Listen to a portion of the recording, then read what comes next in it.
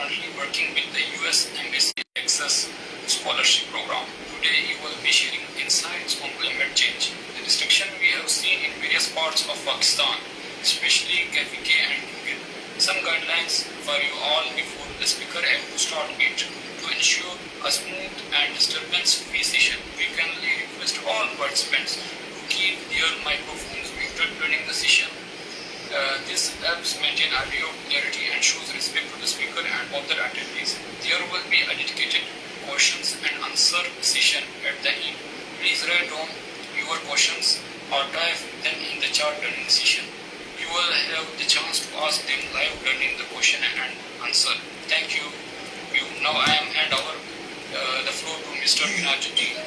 Please, Minajuddin.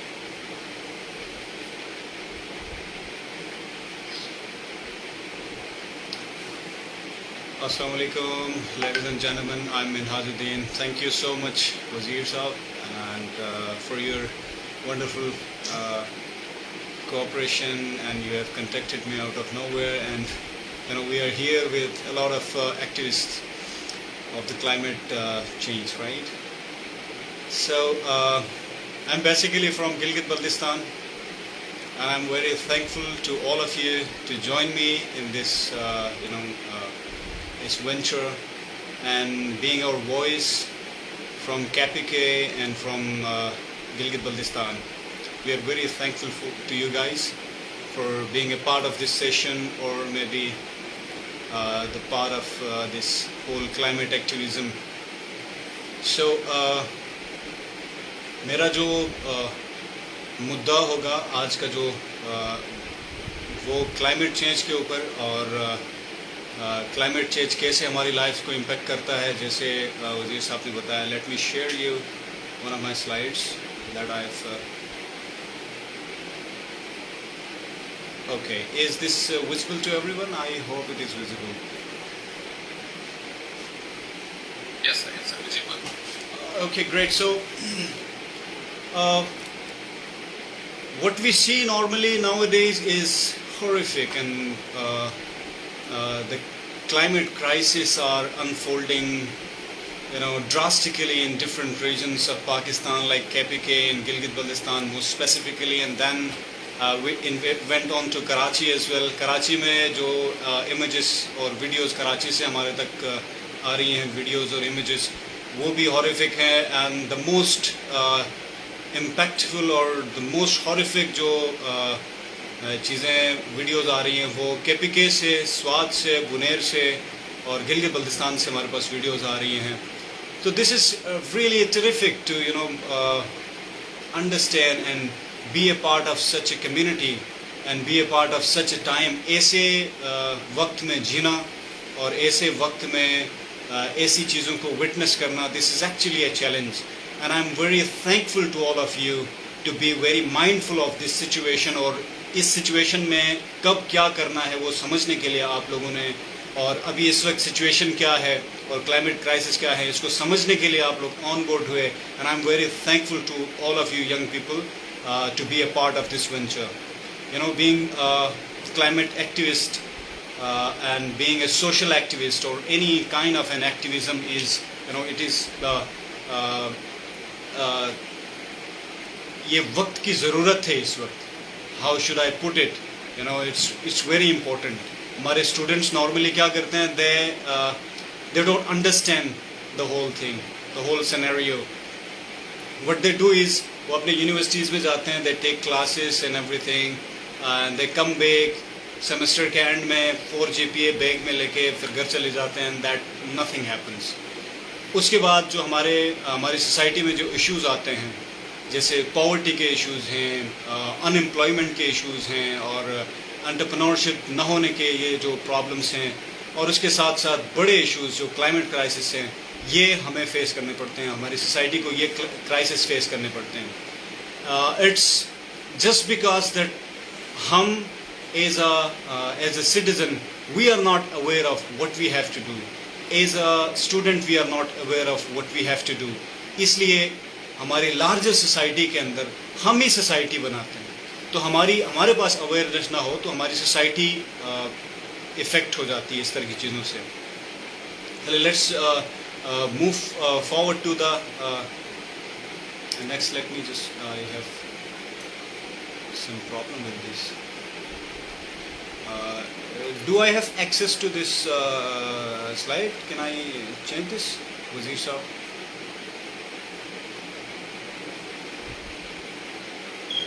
जरा बता दीजिए.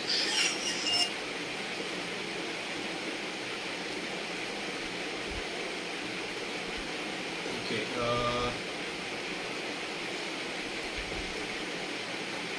I'm unable to actually change the whole thing. So.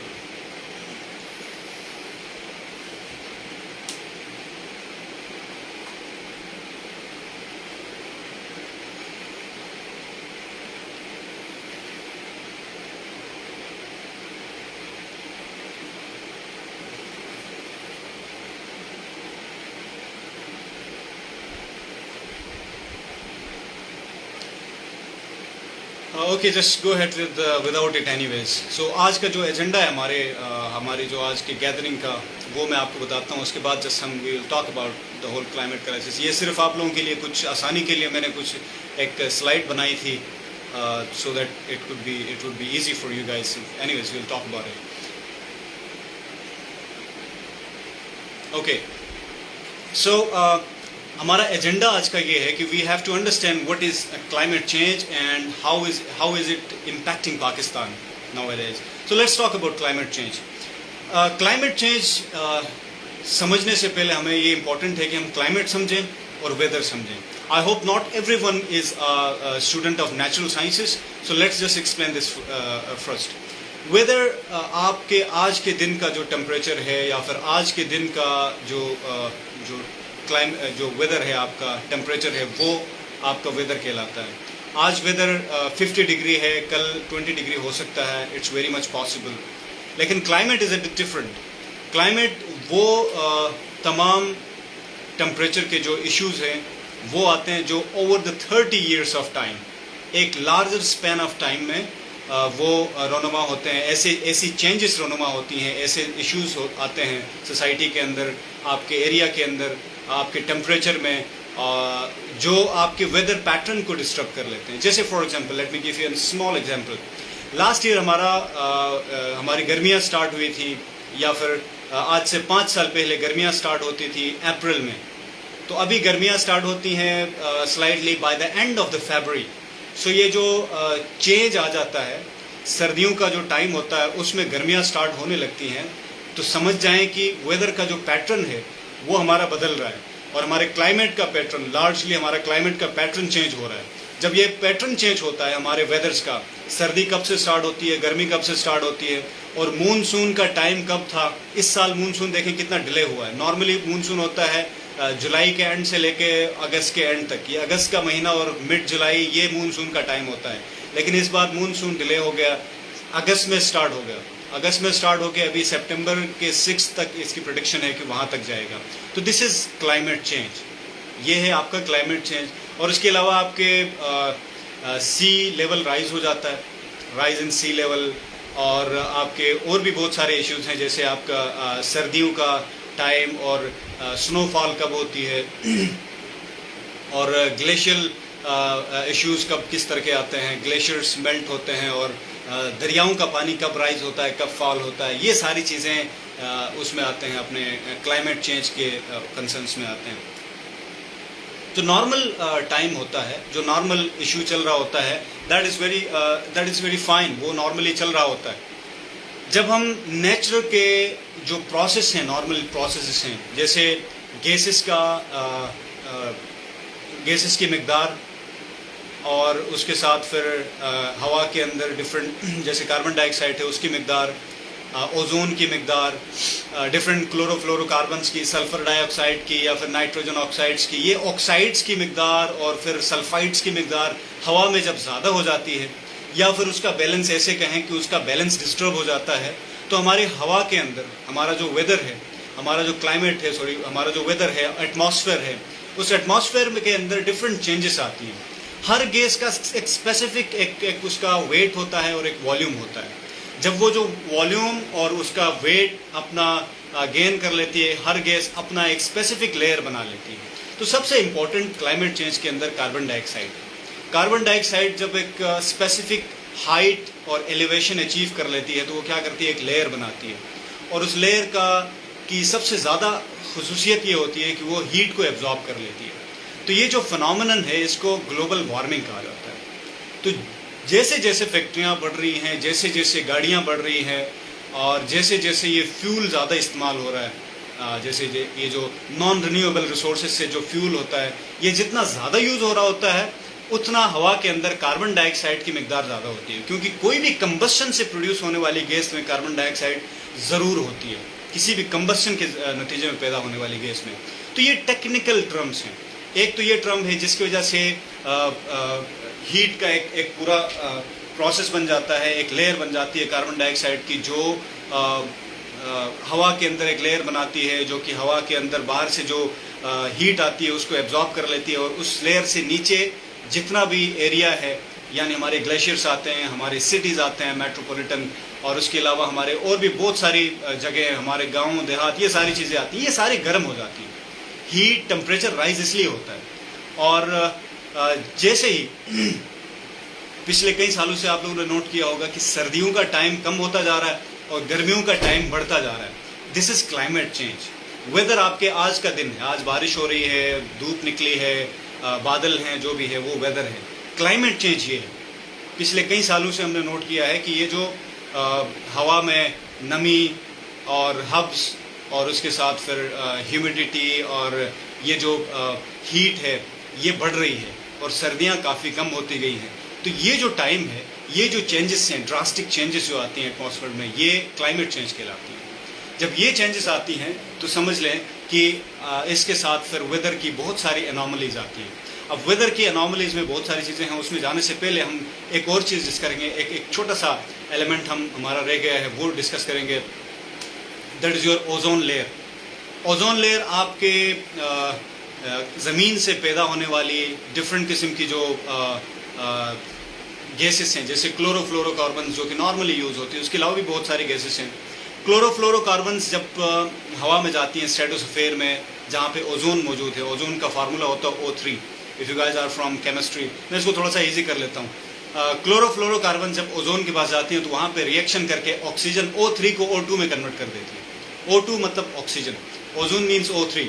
तो ये जो कन्वर्जन का प्रोसेस है, ये कैटालिटिक प्रोसेस, ये क्या करता है, जो ओजोन की लेयर है उसको कम करता जाता है। अब देखें, दो चीज़ें हो रही हैं, इन दोनों को मिला के आप लोग समझें। ओजोन की लेयर कम हो रही है जो कि अल्ट्रावायलेट रेज और हीट और बहुत सारे एलिमेंट्स को रोकती है, वो लेयर कम हो रही है। और उसके नीचे कौन सी लेयर बन गई? कार्बन डाइऑक्साइड की लेयर बन गई है, और उस कार्बन डाइऑक्साइड के लेयर के नीचे हम लोग हैं, एटमॉस्फेयर हमारा ये है। तो अब इसको एक साथ समझने की कोशिश करें।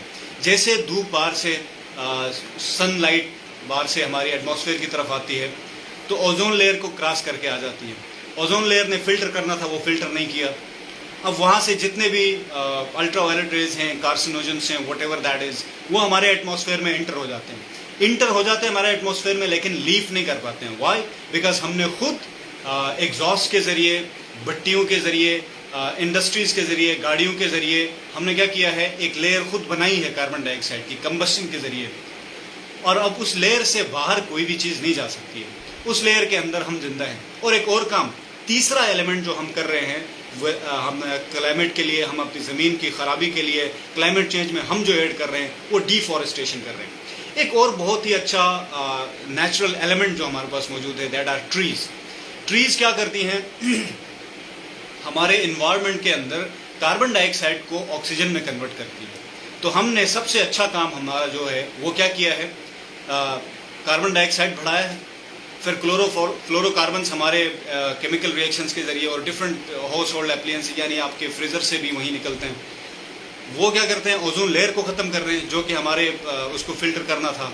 फिर कार्बन डाइऑक्साइड की लेयर बनाया। फिर कार्बन डाइऑक्साइड को कहीं दरख्त और ट्रीज़ हमारे कार्बन डाइऑक्साइड को ख़त्म न कर दें, इसको कन्वर्ट न कर दें, वो इंश्योर करने के लिए हम क्या कर रहे हैं, हम डिफॉरेस्टेशन कर रहे हैं, हम दरख्तों को काट रहे हैं, जिसकी वजह से ये सारे इश्यूज़ मिल के हमारी ज़मीन का जो टेम्परेचर है वो बढ़ा रहे हैं। अब टेम्परेचर जब बढ़ जाता है तो ग्लेशियर्स जो है वो पिघल जाएंगी, इट्स वेरी मच ऑब्वियस। अब धूप में आप बर्फ़ को रखें और ये एक्सपेक्ट करें कि ये ना पिघले, तो हमसे बड़ा कोई बेवकूफ़ ना होगा। तो हमने क्या किया है, हमारे सारे ग्लेशियर्स जो Gilgit Baltistan, let's move to Gilgit Baltistan, मेरा जो एरिया है गिलगित बल्तिस्तान, 7000 ग्लेशियर्स हैं गिलगित बल्तिस्तान में, लेटेस्ट एस्टिमेट्स। उनमें से हर ग्लेशियर के अंदर इतनी कैपेसिटी है कि वो हंड्रेड्स ऑफ ईयर्स तक पाकिस्तान को और आसपास के एरियाज़ को पानी देता रहे, फ्रेश पानी, फ्रेश वाटर प्रोवाइड कर सके। बहुत ही डेंस ग्लेशियर्स हैं, पासो है और इसके साथ फिर बोल्तोरो है, इस तरह बहुत सारे ग्लेशियर्स हैं। इफ़ यू गो, मैं स्टैटिस्टिक्स और ग्लेशियर्स के नाम नहीं लूँगा, मैं सिर्फ प्रोसेस बताऊँगा कि हो क्या रहा है। एक और नाम हमारा आ रहा है हमारे आजकल, ग्लेशियल लेक आउटब्रस्ट, ग्लॉव्स जिसको कहा जाता है। यूएनडीपी ने पिछले 10 सालों के अंदर गिलगित बल्तिस्तान में $64 million, that makes up to 64 crore dollar, almost $64 million हमने हमारे खर्च किए गिलगित बल्तिस्तान में। बट आई डोंट नो कि वो whether that money has been in the right place और नॉट। ग्लॉफ का प्रोजेक्ट ही है, ग्लॉफ 1 35 करोड़ और ग्लॉफ 2 पे ऑलमोस्ट कोई 32 करोड़ समथिंग, इस तरह का कोई फिगर्स हैं। I will share the figures later. तो ये जो फिगर्स हैं ये गिलगित बल्तिस्तान के अंदर ये इम्प्लीमेंट हुए ग्लॉफ 1 और ग्लॉफ 2 के प्रोजेक्ट्स के ऊपर। अच्छा, अब ये जो प्रोजेक्ट्स इस्तेमाल हुए गिलगित के अंदर, वो सिर्फ और सिर्फ ग्लेशियल लेक्स को बचाने के लिए इस्तेमाल हुए। मैं आपको बताता हूँ कि ग्लेशियल लेक होता क्या है। अच्छा, थाउजेंड्स ऑफ किलोमीटर पे फैला हुआ, या फिर आप जिसका है सारे ग्लेशियर्स को मिला के नहीं, एक ग्लेशियर का अगर मैं बताऊँ, हंड्रेड्स ऑफ किलोमीटर्स पे फैला हुआ एक पूरा एरिया है। उस पूरे एरिया में बर्फ बनी हुई है पहाड़ों के ऊपर। There are a lot of huge mountains in Gilgit Baltistan. आप लोग गूगल अर्थ से जाके एक बार गिलगित बल्तिस्तान के माउंटेन्स को देख लें, बिल्कुल वाइट हैं और ताहद निगाह फैले हुए हैं, and there are huge mountains. अच्छा, उन सारे माउंटेन्स में इट्स वेरी मच ऑब्वियस कि कुछ चीज़ें, कुछ जगह एलिवेटेड हैं और कुछ जगह थोड़ी सी नीचे हैं कंपैरेटिवली। तो it makes more like her glacier के अंदर एक बाउल की तरह की सिचुएशन बन जाती है। इस तरह बाउल की सी सिचुएशन, यहाँ पे एक पहाड़ है, इधर भी पहाड़ है और बीच में छोटी सी जगह है। If you have been to Jheel Saiful Malook में अगर आप गए हैं तो वो एक नेचुरल लेक है। इसी तरह उसके अंदर ग्लेशियर के अंदर ही लेक बन जाती है, उसको कहा जाता है ग्लेशियल लेक, उस ग्लेशियर के अंदर ही। अब उस लेक के नीचे पेंदे में या फिर उसके बॉटम में वहाँ भी बर्फ़ है, उसके राइट पे भी, लेफ्ट पे भी, आसपास हर जगह बर्फ़ है। बर्फ़ के अंदर पानी का एक पूरा वो लेक बनी हुई है और हमें जो पीने का पानी आता है वो इन्हीं लेक से और फ्लो होके आता है। अब नॉर्मल प्रोसेस ये है कि जितनी हीट होती है इतनी बर्फ़ पिघलती है और उस ग्लेशियर लेक का हिस्सा बन जाती है। बिल्कुल फ्रेश वाटर होता है, फ्रेश स्नो पिघल जाती है और वो आके ग्लेशियर लेक का हिस्सा बन जाती है। और जितनी नीचे वाली स्नो होती है वो बहुत ही सख्त होती है और आप उससे इमेजिन कर सकते हैं कि उसके ऊपर पूरा पानी की एक पूरी लेक बनी हुई है और वो स्नो ख़राब नहीं हो रही, उसमें सुराख नहीं हो रहा है। इसका मतलब है बहुत ही सख्त स्नो है। अब क्लाइमेट चेंज ने क्या किया, ये कार्बन डाइऑक्साइड के राइज से, ओजोन डिप्लीशन से और उसके साथ डिफॉरेस्टेशन की वजह से क्या हुआ है, ये तीनों चीज़ें मिलके इन्होंने वो जो हमारा ग्लेशियर था उस ग्लेशियर को वीक किया है। जो सख्त उसका बॉटम था, उस लेक का बॉटम, वो वीक हो गया है। और कल जो गिजर में जो वाकया पेश आया वो इसी की वजह से हुआ है। वो जो उसका बॉटम था वो वीक हो गया है और वहाँ से वो लेक ब्रस्ट हुई है। जब वो लेक ब्रस्ट होती है, वो अब बर्फ है, definitely it's not solid, it's not steel, it's not stone, ये सिर्फ और सिर्फ प्योर आइस है। प्योर आइस कई सालों से वहाँ पे दबी हुई है and it has become very solid और वो बहुत ही सख्त हुई है और वो उसके ऊपर ग्लेशियर्स बन जाते हैं। Okay, I am repeating it again.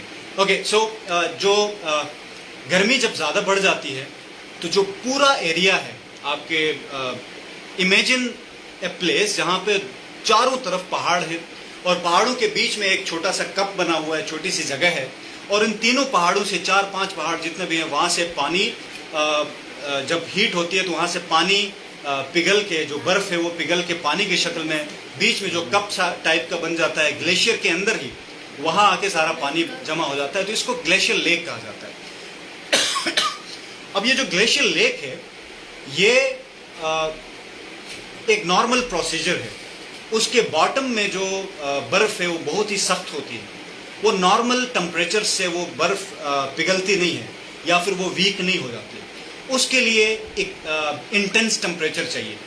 Gilgit Baltistan जो जाना जाता था अपने हार्श टेम्परेचर्स के लिए, एक्सट्रीम कोल्ड टेम्परेचर्स के लिए, इस समर गिलगित बल्तिस्तान के एक सिटी चिलास जो कि प्रोविंशियल हेडक्वार्टर है वहाँ के एक डिस्ट्रिक्ट दियामर इन अस्लोर का, तो वो जो चिलास उसमें पाकिस्तान का सबसे ज़्यादा टेम्परेचर उस सिटी में नोट किया गया। रिकॉर्ड टेम्परेचर 52 टेम्परेचर वहाँ पे रिकॉर्ड किया गया।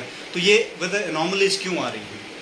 ये इसलिए आ रही हैं कि सबसे पहले तो हमने डिफॉरेस्टेशन की है, उसके बाद कार्बन डाइऑक्साइड की इमिशन की है, उसके बाद ओजोन लेयर की डिप्लीशन की है। ये सारे मिल के हमारे टेम्परेचर को बढ़ा रहे हैं, और इसी टेम्परेचर के डेफिनेटली हमारे एलिवेशंस पे, पहाड़ों के ऊपर जो हमारे ग्लेशियर्स हैं उन पे भी इम्पेक्ट होता है। जब उन पे इम्पेक्ट होता है तो उनकी जो सख्त बर्फ़ होती है वो भी पिघल जाती है। वो पिघल नहीं जाती है बल्कि वो वीक हो जाती है। जब वीक हो जाती है तो वो लेक का वजन ज़्यादा होता है। अब obviously it is a lake, right? It's not a pond, या फिर ये किसी बोतल में पड़ा हुआ पानी नहीं है। एक बहुत बड़ी लेक है, झील बनी है पहाड़ के ऊपर, और उसका बॉटम भी क्या है? It is made up of ice. तो जब उसका वेट ज़्यादा होता है और नीचे बर्फ़ हीट की वजह से, ग्लोबल हीट की वजह से वो बर्फ़ पिघल जाती है या फिर वीक हो जाती है, तो वो फट जाती है। वो बर्फ़ वहाँ से फट जाती है और वो जो पानी है लेक का वो सारा एक साथ नीचे बह जाता है। कल आपने गिलगित बल्तिस्तान के राउशन जो प्लेस है, जो गांव है, वहाँ की आप लोगों ने वीडियोस देखी होंगी। It's horrific, you know. I have been to that place couple of years ago। मतलब बहुत बार गया हूँ। That is one of my favourite places in Gilgit Baltistan. Ghizer वहाँ से जाके आगे शंदूर आ जाता है, तो वो that is one of my favourite places. Geyser is one of my favourite places. तो राउशन जो गाँव है वो भी बहुत खूबसूरत गाँव था। अब वो पूरा ग्लेशियर लेक है, 3 लेक्स हैं। अब मैं कल उसका गूगल कोऑर्डिनेट्स वगैरह देख रहा था और उसके ऊपर थोड़ी सी रिसर्च की मैंने कि कैसे हुआ। तो 3 लेक्स हैं। एक सबसे ऊपर सबसे बड़ी लेक है वो फट गई है, दैट हैज़ ब्रस्ट। जो ग्लेशियर लेक थी वो ब्रस्ट हुई है। उसके बाद उसका पानी आया है सेकंड लेक में, सेकंड लेक भी फिल हुई है। वो बहुत ही वल्नरेबल सिचुएशन में है। उससे पानी ओवरफ्लो होकर नीचे दूसरी सबसे छोटी लेक थी नीचे, उसमें आई है। ऑब्वियसली वो भी ओवरफ्लो हुई है। ओवरफ्लो होकर उससे भी पानी आके नीचे गाँव की तरफ आया है। गाँव बहुत दूर है, मतलब आई मीन ऑलमोस्ट कोई 50 से 60 किलोमीटर दूर गांव है। वहां तक पहुंचते पहुंचते एक खूबसूरत बात यह है गिलगित बल्तिस्तान के एडमिनिस्ट्रेशन या कि पूरे पाकिस्तान के एडमिनिस्ट्रेशन में अर्ली वार्निंग सिस्टम कोई नहीं बनाया कहीं भी। तो मज़े की बात यह है कि वहाँ पे एक चरवाहा था। He is also an artist as well, he is a singer. तो वो चरवाहा अपनी बकरियाँ उधर चरा रहा था, तो उसने देखा है ये प्रोसेस सारा, तो वहाँ से उसने कॉल की है। एक अच्छी बात गिलगित की ये है कि वहाँ पे हर पहाड़ में भी एस्कॉम नाम का एक सिम वहाँ चलती है। तो उसने कॉल किया गांव में कि इस तरह की सिचुएशन हुई, इवैक्यूएट कर लें। तो पानी के आने में थोड़ा सा टाइम लगता है। उसने बहुत पहले कॉल की, ये जो प्रोसेस हो रहा था वो काफ़ी ऊपर था। तो उसने कॉल की है, तो गाँव टाइम पे इवैक्यूएट हुआ है। लोगों ने अपनी जानें बचाई हैं। बहुत सारे घर वहाँ उस सैलाब की जद में आए हैं। पूरा गांव, almost 80% of the village that is under the glacier lake outburst, और उस पूरे सैलाब की जद में आ गया है। और उसके नीचे जो दरिया था, उसके बिल्कुल गांव के नीचे दरिया है। दरिया पूरा बंद हो गया। तकरीबन 8 से 10 किलोमीटर तक आगे उस दरिया बंद होने की वजह से पूरा बंद हो गया। उसकी वजह से एक पूरी लेक बन गई, और अभी वो लेक ब्रस्ट होने वाली है, और हल्का हल्का उसका पानी बहरहाल अभी निकल रहा है। In contact with people there, तो उसका पानी निकल रहा है। This is the whole situation. अब ये क्यों हो रहा है? This is due to the climate change. ये हमने खुद किया है, हमारी गवर्नमेंट ने किया है, हमारी गवर्नमेंट की पॉलिसीज़ की वजह से हुआ है। ये सारा हमारे अपने लोकल लोगों की पॉलिसीज़ की वजह से हुआ है। ये सारा इसलिए हुआ है क्योंकि people are not aware of the whole situation कि ये प्रोसेस होता कैसे है। कल ही हमारे I made a video today, a podcast. हमारे चीफ मिनिस्टर साहब ये कहते हैं डिफॉरेस्टेशन से कुछ भी नहीं होता है, उसकी वजह से ये सैलाब नहीं आते हैं, ये खुदा का अजाब है। और यही मेंटेलिटी हमारे मैक्सिमम पॉलिटिशियंस में, KPK में भी है।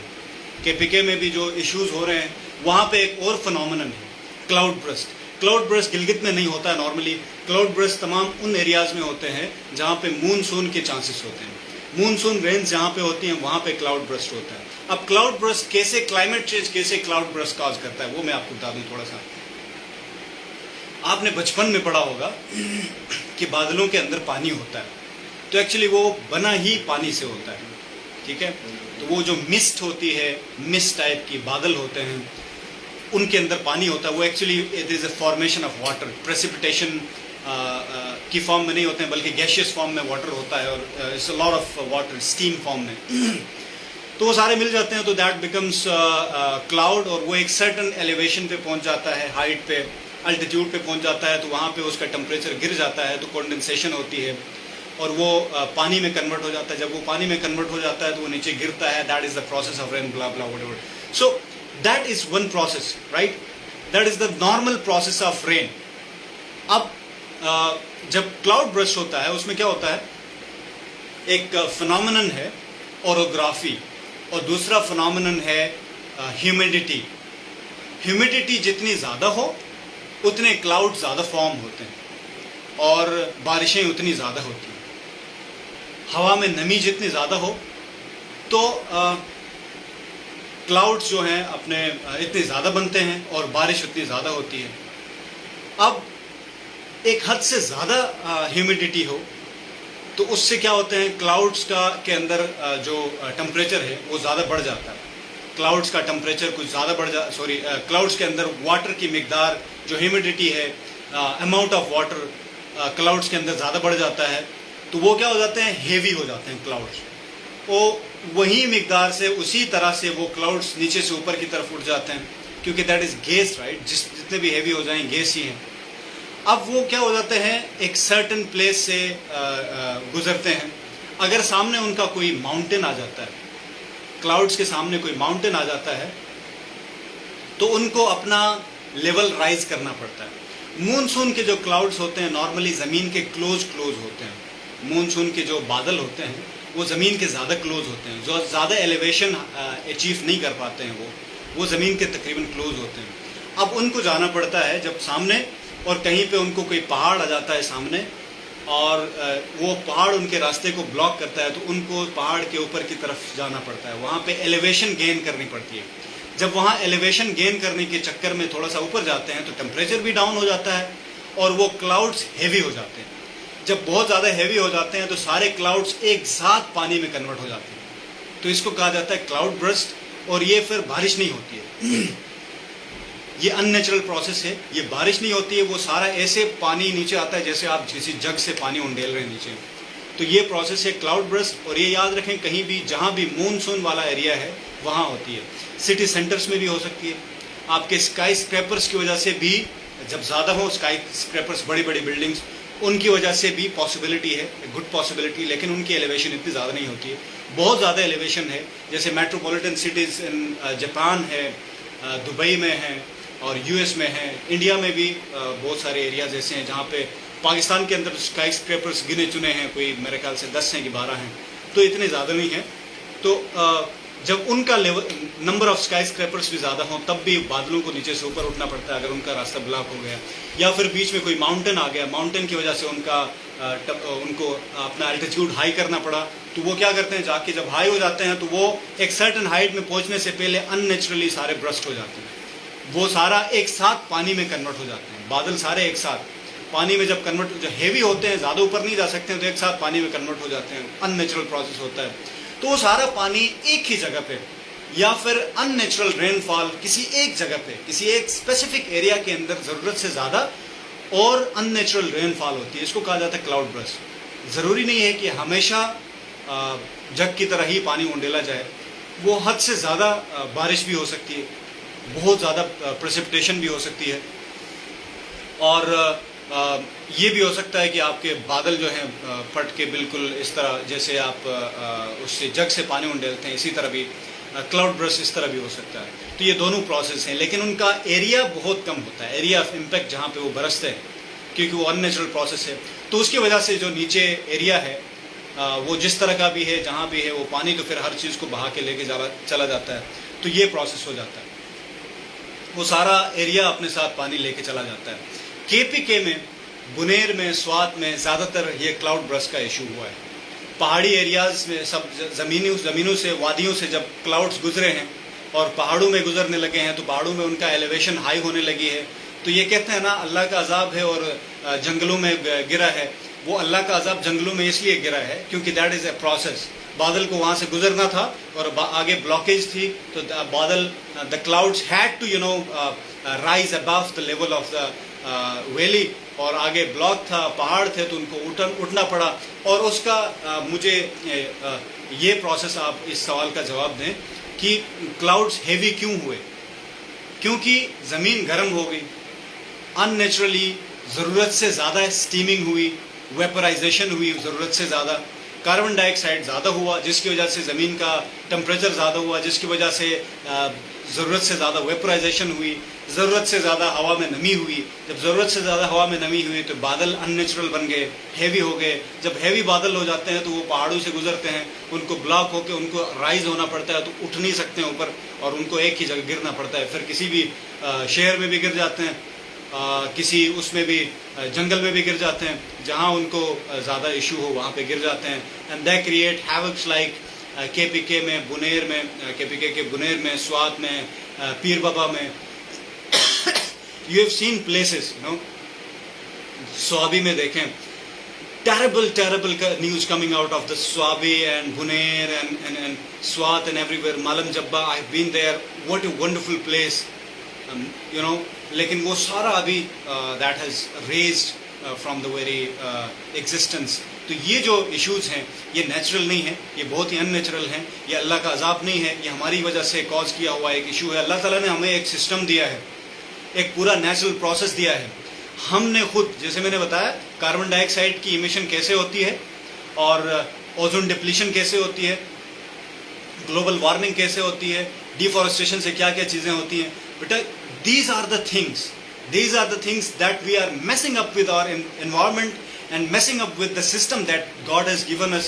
और उस सिस्टम को हमने sabotage किया है। और उसके बाद हम इसको अगर ये कहें, गिलगित के अंदर भी there are a lot of people, desperate people, मैं इसको बुरा भी नहीं कहता हूँ, people are not aware of the things। तो वो क्या करते हैं, काला बकरा, आप लोगों ने देखा होगा, काला बकरा ज़बा करके उस सैलाब में डाल दिया, और फिर आधा जिंदा था, आधा मर गया था। और उसके साथ सैलाब जब आता है तो फिर मुख्तलिफ कलमात कह के सैलाब पे पत्थर मारते हैं, वो वीडियोस भी आ गई हैं।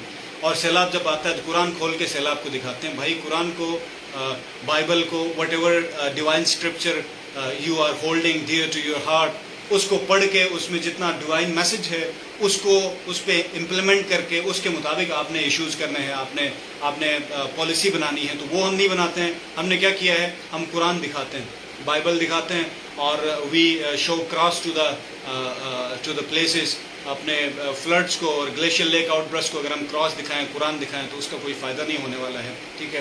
तो that is not going to help anyone out there. तो ये सारा एक प्रोसेस है, इसको साइंस ना कहें, इट इज़ नेचुरल प्रोसेस। जिस नेचुरल प्रोसेस को हमने, आपने और हमारे जैसे लोगों ने इम्पेक्ट किया।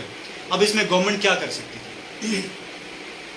गवर्नमेंट इसमें अर्ली वार्निंग सिस्टम्स बना सकती थी कि इस तरह का कोई भी सी लेवल राइज हो या फिर अर्थक्वेक की सिचुएशन हो, कहीं पे ग्लेशियर लेक आउटब्रस्ट का इशू हो, तो पूरे दुनिया में इस तरह के सिस्टम्स हैं। वहाँ पे ऐसा होता है कि वो ऐसी एनॉमलीज आ जाती हैं इन्वायरमेंट में, वेदर में, कि जिसकी वजह से लार्जर एरिया इम्पेक्ट हो सकता है, फ्लड आ सकता है। तो वो उन एरियाज़ में क्या किया जाता है, अलार्म्स सेट किए जाते हैं। वो पहले अलार्म बजता है और गांव के लोग या फिर शहर के जहाँ पे लोग हैं वो सारे वहाँ से इवैक्यूएट करके चले जाते हैं। अब वो अलार्म सिस्टम ने, हमारा अलार्म सिस्टम क्या है गिलगित में, वो बेचारा चरवाहा, दैट आर्टिस्ट गाय, जो कि अपनी बकरियों को लेके 400-500 उसकी बकरियां थी, सुनने में आया है, कंफर्म नहीं है, कि उसकी बकरियां भी सारी लुकमे अजल बन गई, उस सैलाब की नज़र हो गई, और उसको 10,000 रुपये दिए हैं। अब that is our mentality and that's what we are doing. उस बेचारे ने किया। अगर वो ना होता तो नीचे सैकड़ों लोग उस दिन, उस रात को, दिन को उस सैलाब के नीचे दब गए होते। तो ये हमारा प्रोसेस है। That is how we are reacting to the atmosphere और we are reacting to the environment. ये हमारा प्रोसेस है। तो गवर्नमेंट अर्ली वार्निंग सिस्टम्स बना सकती है, और उसके अलावा गवर्नमेंट क्या कर सकती है, there can be other things like, जैसे कल मैं एक और वीडियो में मैंने एक्सप्लेन किया था कि there was something that started in Switzerland, वो उसके बंद बांधे गए थे, वो सारे उसके स्टील के मेश वायर के बंद बांधे गए थे, और उस बंद की वजह से क्या हुआ था कि जितना भी फ्लो था वो कम हो गया था, और उसके बाद जैसे जैसे 2-3 बंद बांधे गए थे, और इस तरह के बहुत सारी टेक्निक्स हैं, बहुत सारी टेक्निक्स हैं। कनाडा में एक प्लेस थी, उसका मैं पढ़ रहा था, उनका 2012 में सैलाब की वजह से उनका पूरा एरिया उसके नीचे आया था, बेलफोर्ड था मेरे ख्याल से, इस तरह का, there is some place, I don't remember the name. So उन्होंने क्या किया, ड्रेनेज सिस्टम्स बनाए, और अंडरग्राउंड ड्रेनेज सिस्टम्स के साथ उन्होंने एक प्रोसेस लगाया कि एग्जॉस्ट का प्रोसेस बताया, जब भी पानी ज़्यादा जमा हो जाता है तो वो एग्जॉस्ट ऑन हो जाते थे और वो सारा निकल के बाहर चले जाते हैं। तो रिवर बैंक में इंफ्रास्ट्रक्चर, या यू आर राइट, बहुत सारे ऐसे काम हो सकते हैं जो हम कर सकते हैं, लेकिन हमारी गवर्नमेंट्स क्या करेंगी, वो जो सैलाब आएगा, सैलाब के बाद जो मुतासरीन होंगे उनको 10-10 लाख रुपए देंगे उनके घरों को, तो that's what we are doing. तो वो हमारी अप्रोच इस तरह की है कि वो 10 लाख 15 लाख दे के, या फिर उनके लिए घर बना के, हमेशा इस तरह आ रहा है, आप लोग देखें।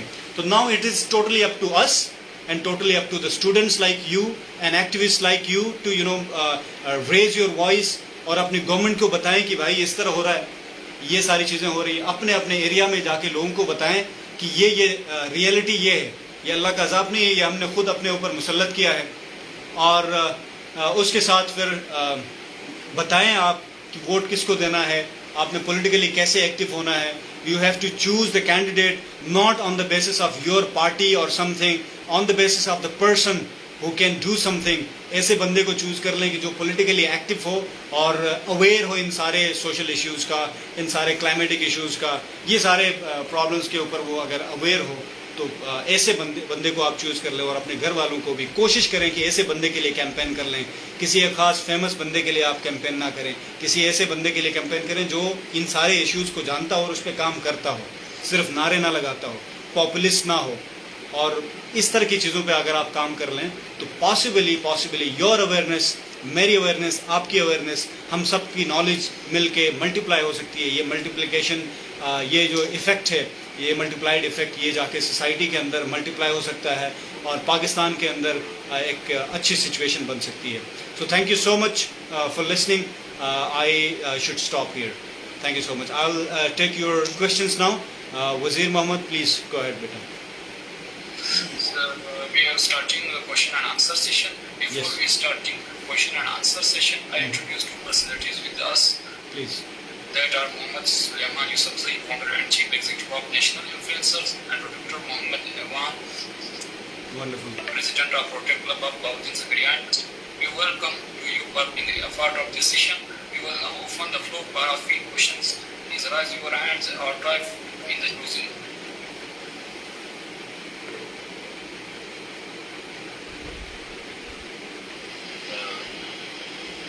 Myself, Protector Abhinav was serving as a president of Protect Club of University.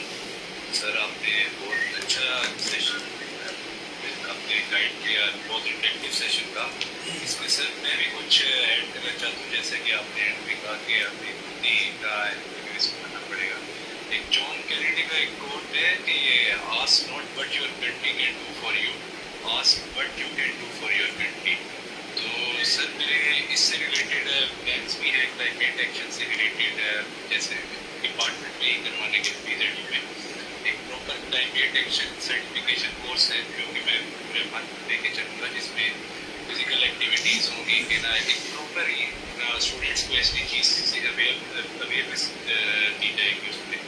उसमें क्लाइमेट साइंस के बारे में बताया जाएगा कि वेदर, क्लाइमेट, इसकी हिस्ट्री के बारे में, जैसे कि फिर पहले ऐसी चीज़ कोर्स से पहले मिलेनियम कोर्स थे, उसके बाद 2016 में जैसे पेरिस एग्रीमेंट होता है। नंबर सेकंड पे इसमें मैं क्लाइमेट लॉज एंड पॉलिसीज़ के बारे में गाइड करूँगा सीनियर प्रोफेसर्स के साथ। इसमें प्रैक्टिकल टास्क भी होंगे, जैसे कि कह सकते हैं मिटिगेशंस और एडेप्शन सॉल्यूशंस के बारे में।